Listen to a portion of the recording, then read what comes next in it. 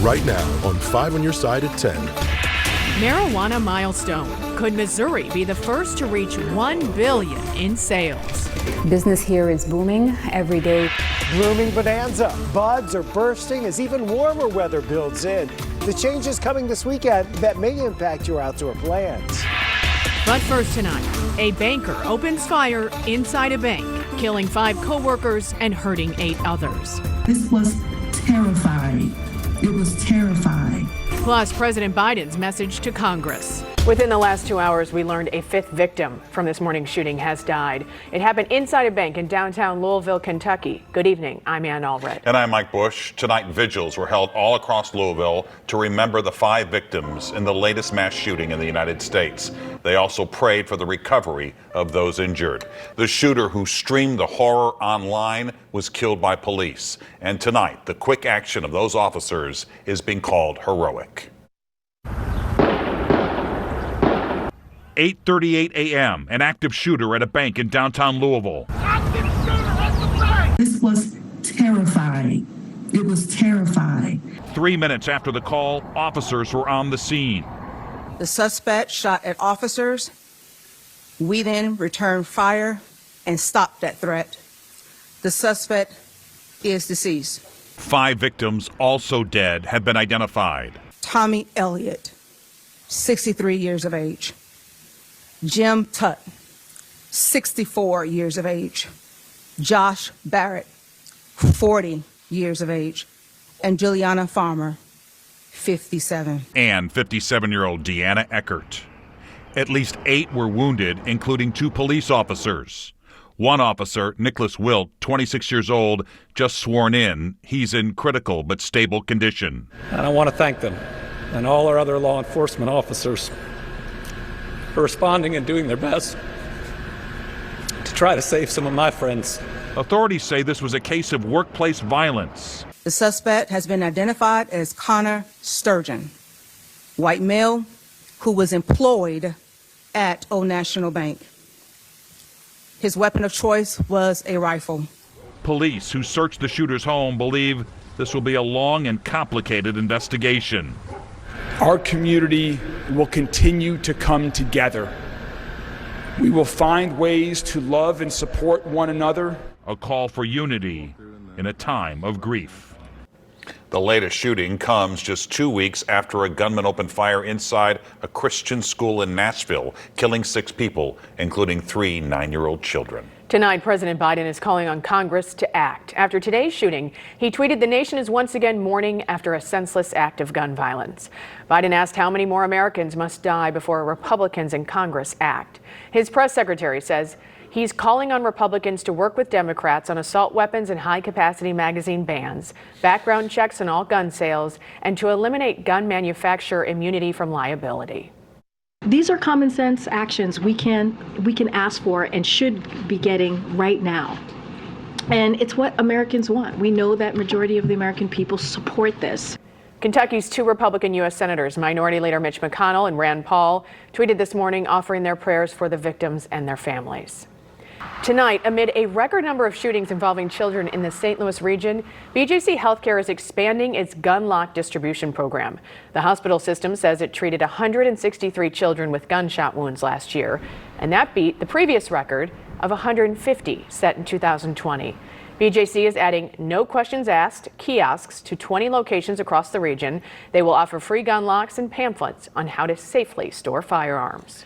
Missouri is now on track for setting a new record when it comes to recreational marijuana. Analysts say the Show Me State could soon be top $1 billion in legalized cannabis purchases. New tonight, our Robert Townsend joins us live from a downtown dispensary with reaction. Robert. Hey there, Mike. You know, you might say recreational marijuana sales are smoking here at this dispensary and all across the state. Let me tell you, the folks here are loving it. Marijuana is making mega money for Missouri and at the Viola STL dispensary near 20th and Olive Street downtown. Business here is booming. We're excited to see all the customers come through. It's been 2 months since recreational pot became legal in the Show Me State. Analysts say cannabis sales grew more than 22% in March. Our partners at the St. Louis Business Journal tell us sales reached nearly 94%. We're very happy to hear those numbers. 6 weeks ago, when Viola STL first opened its doors, crowds of cannabis purchasing customers packed the place. Every day we're growing in terms of customers and our sales.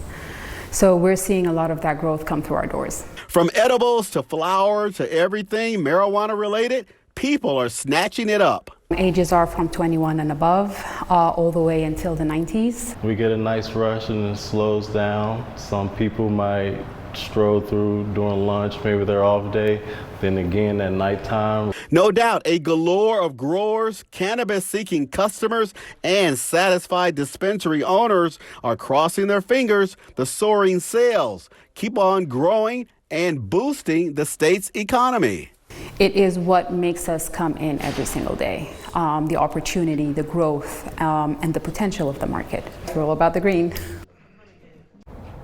The dispensary is right across the street from our new soccer stadium and just blocks away from Busch Stadium. The managers tell me on home game nights, they definitely see a lot of green. We're live downtown. I'm Robert Townsend. 5 on your side. Right now, a mother from Texas is in St. Louis asking for help to find her 2 little girls. Ashley Rolfe says 12-year-old Zakiah Newton and 10-year-old Zariah Rolfe were taken 3 weeks ago. She said their estranged father came to Texas to visit them for a few hours, and they've been gone ever since. She believes they're in St. Louis, where he currently lives. Now, mom has come to the area, putting up flyers and asking for assistance. They've never been away from me for more than a week. Out of all the things to do, I'd rather for you to come and attack me. But you chose to do this. The girls were last seen in this gold and tan colored van in Texas on March 21st. There is noticeable damage on the passenger door. If you have any information, just look for this store. We can give you some contact information on KSDK.com. Tonight, St. Louis police are still looking for a man kidnapped from a South City gas station. This happened Saturday night at the Phillips 66 on South Grand. Police say the victim was sitting in his car at the pump when 5 suspects boxed him in with 2 cars. It's not clear if they know each other. The victim and the suspects are in their late teens or early 20s. Tonight, Creve Coeur police continue to look for the man accused in a shooting outside a business. Azar Thompson is charged in Friday's shooting outside a Jet's Pizza off of Olive. The victim went to the Dierbergs across the street for help. Investigators say this was not a random crime. If you know Thompson's whereabouts, call Crime Stoppers at 866-371-TIPS. Tonight, some Missouri teachers could be in for a bigger payday. The Missouri House passed a major education bill boosting the minimum salaries for teachers. It is not a done deal yet. 5 on your side's Laura Barczewski talked with the bill's sponsor and a local educator about the importance of raising the minimum. Laura. I did, Mike and Ann. The National Education Association says when it comes to teacher salaries, Missouri is ranked 47th and is only about $4,000 away from being dead last in the entire country. Legislators are hoping to change that. The Missouri House just passed a major education bill, House Bill 497, with 145 in favor and 5 against. This bill, has like 10 different pieces to it. One of them being a raise in teachers' salaries. The bill's sponsor, Representative Ed Lewis, says under current state statute, a teacher's minimum salary is only $25,000, which he hopes to increase. One of the pieces of it has the minimum teacher salary set at $38,000, which we would then pay for. The state would pick up 70% of the amount that the local district needed to make sure that their teachers are on the salary schedule.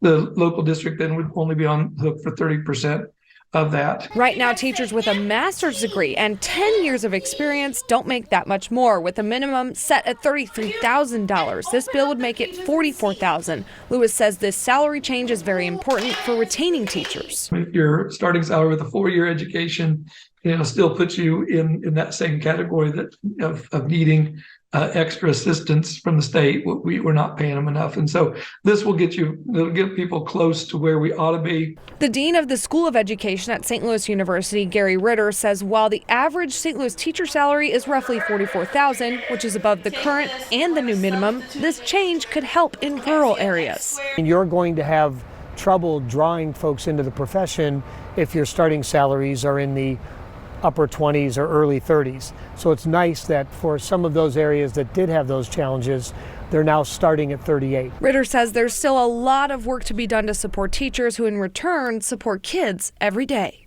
We've got to stop the narrative that you have to take a vow of poverty to become a teacher. You absolutely do not. This bill has moved on to the Senate, which has not taken it up for debate yet. With only about 5 weeks left in the session, Lewis hopes it will pass and head to the governor's desk so it could be in place by August. Mike. Laura, thanks. Tonight, a major inconvenience for some people with disabilities. Metro Transit has scaled back its caller ride service. Now, this map shows you the areas no longer able to call the service as of today. The cuts affect areas to the far north, south, west sides of St. Louis County beyond Interstate 270. Most of St. Louis County and St. Louis will be covered. It's a great place to find deals, but it's also where danger can find you. Tonight, the steps to protect yourself when buying from online marketplaces. Juice jacking. The warning tonight from the FBI, where you shouldn't plug in your phone. Grab the sunscreen and allergy medication. An almost resort-like forecast in 7 minutes. Tonight, the national emergency for COVID-19 is officially over. President Biden signed the Republican-led legislation tonight. It comes just a little more than 3 years after President Trump declared the national emergency. It freed up federal funding for cities and states on COVID relief, testing, and vaccinations.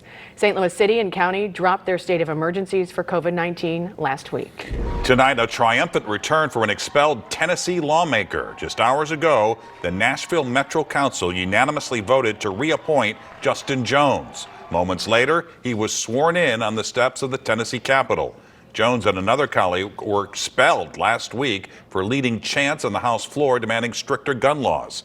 He will hold the seat until a special election. Tonight, the mother of a 6-year-old boy in Virginia who shot his first-grade teacher is facing criminal charges. A grand jury indicted Deja Taylor with felony child neglect and a misdemeanor for recklessly leaving a loaded firearm out. The teacher survived the shooting. The prosecutor is now asking for a special grand jury to investigate possible security issues at the school. Tonight, another standoff on abortion access is dividing the country. Today, Democratic lawmakers introduced legislation to protect access to the abortion pill mifepristone, just days after a federal judge in Texas invalidated the FDA's nationwide approval. The bill is expected to fail in the Republican-controlled House. It is our obligation to stand up to this most recent assault on our reproductive rights. And I think it's important that we protect the sanctity of life. I believe in state rights. Another federal judge in Washington state ordered the FDA to keep the drug on the shelves. As of now, the pill is still available. It was a stark reminder of a potential danger of online marketplaces. Back in February, an off-duty police officer from New York was shot and killed during an attempted robbery. It was arranged over Facebook Marketplace for the sale of a car. It's an extreme example of a real danger potentially facing anyone who uses these online platforms. As Consumer Reports explains, there are some safety steps you need to take before you meet up for an online sale. My daughter's 2 bicycles. She outgrew one, had to get a second one, went straight back there again. Michelle Concha loves shopping on Facebook Marketplace. They'll have a price, but if I think that it's a little higher and then they meet me at my price, then I definitely feel like a winner. But along with getting a good deal using social media, you can also get scammed. The amount consumers have lost to all types of social media fraud grows every year, totaling $770 million in 2021. But no matter how sophisticated scammers are, there are ways to protect yourself. Think about where the sale will take place. Meet in a public, well-lit area and never give away your home address. Consider a police station. Some even have designated parking spots where marketplace meetups are watched by security cameras. Another tip, never exchange cash. Facebook Marketplace recommends a secure person-to-person payment method. But Consumer Reports says not all P2P apps are the same. For each of these apps, don't just assume that their default settings are ones that manage your privacy, security, and also have the best policies for helping you get your money back in case of an error. CR looked at 4 popular peer-to-peer apps, Apple Cash, Cash App, Venmo, and Zelle, and found that none of them reimburse users for sending money to the wrong person or sending too much money by mistakenly adding extra digits to an intended amount. As for Michelle Concha, she has a tip for shopping Facebook Marketplace. Take a peek at the seller's profile. I actually have bought a car on Facebook Marketplace, and then it was because we had people in common in the area that I felt actually more secure about buying the car from that person. Consumer Reports says some scammers looking on Facebook Marketplace aren't after your money, they're after your data. Never share personal information like your address, email, or phone number. A consumer alert tonight for air travelers. The FBI is warning using those free phone charging stations at airports can make you susceptible to juice jacking. Agents say bad actors have figured out how to use those USB ports to put malware on your device. Those free charging stations are also seen at hotels and malls, and you're advised to use your own charger and use a regular electrical outlet. Starbucks is receiving some unusual complaints about its new olive oil infused drink. Some customers complain after drinking the Oleado, they have to run to the bathroom. Starbucks recently introduced the drink, hoping customers would be enticed by the health benefits of coffee and extra virgin olive oil. All right, Chief Meteorologist Scott Connell joins us now with our Weather First forecast, and it is absolutely fantastic. It is. Tonight we're talking about great weather, nice warm up, temperatures. And you said you're going to be in the garden tomorrow. Yeah, we're going to, it's time to do some yard work. But no planting until... But probably don't want to plant anything that's sensitive for another week or two, just to be safe. Mother's Day is like the absolute safest date. Usually like about this time into next week, if we don't see anything cool coming, you're usually okay. We're certainly not going to be as cool tonight as we've been the last couple of nights. Temperatures are down into the 50s to around 60 degrees right now, still in the 60s in town. We had some showers across parts of Kansas into western Missouri. They're dropping southbound, so they're not headed towards us. In fact, we just have a few scattered clouds right now, and that's about it. Still 67 degrees in St. Louis. Our dew point's at 43. We were up to 75 for our top temperature this afternoon in St. Louis. Overnight lows, upper 40s, lower 50s, partly cloudy to mainly clear. We do have a few clouds that are drifting through right now. So since it's so nice and warm, let's talk snowfall, right? You weren't expecting this. Since July 1st, 5.4 inches. That's how much snow has fallen in St. Louis, measured officially at the airport by trained weather observers who are very efficient at what they do. But look at this. You go back and look at the top 5 least snowiest seasons in St. Louis. That's from the 1st of July through the end of June, so encompassing the cold season. 1.5 inches, 1953, 54, and then you nudge up to 2022, 23. Here we are at 5.4 inches, and that's it. So it looks like, because it's unlikely we'll get any more snow, that we're going to end up with the 5th least snowiest winter in St. Louis. There's a look at your satellite and radar pictures. Again, we're pretty quiet. What's drifting by to the south and west of us stays to the south and west of us the next couple of days. We have plenty of sunshine tomorrow, warmer start, which means by lunchtime, close to 70, if not into the lower 70s, mid to upper 70s. For highs tomorrow afternoon, we have an abundant sunshine all day long. It is going to be gorgeous. That breeze out of the south-southwest. Even warmer on Wednesday and Thursday, around 80, maybe even low 80s here on Thursday. And then we'll start to cool off a little bit towards the weekend. We cool off because we have another weather system coming in, which will bring us some changes. A lot going on this weekend in St. Louis. City SC. 7:30 over at City Park Saturday night. Well, there's a chance we'll see some showers and thunderstorms around on Saturday. Hopefully they do keep moving as we head into Saturday afternoon and press east of St. Louis. Then on Sunday, you have the Battlehawks over at the Dome. So big weekend, a lot of things going on. Of course, the Cardinals come back home on Thursday as the Pirates come to town. We'll at least have a couple of really nice days to kick that series off. How about this forecast, though? Rest of this week looks absolutely great. Early next week, some of our cooler outlying areas may slide back into the 30s, so you can't completely rule out a little bit of patchy frost. But what we really don't see here in this next 10 to 14 day period is a lot of cool air or colder air. So we may very well be very close to our last frost or freeze so far this year. I'm signing up. I'm ready for it to end. Yes. All right, Scott, thank you. Frank, what's coming up? Battlehawk mania continues. A soccer legend returns home for perhaps her last game here. And can the Cardinals start playing a little better? Stick around, please. The Sports Desk is sponsored by Jim Butler Chevrolet, the Midwest's #1 Chevy dealer 10 years running. When the season starts poorly, our most used expression is, it's still early.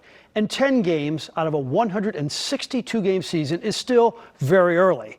But they didn't address the starting pitching in the offseason, and if this continues, it's going to have to be addressed midseason.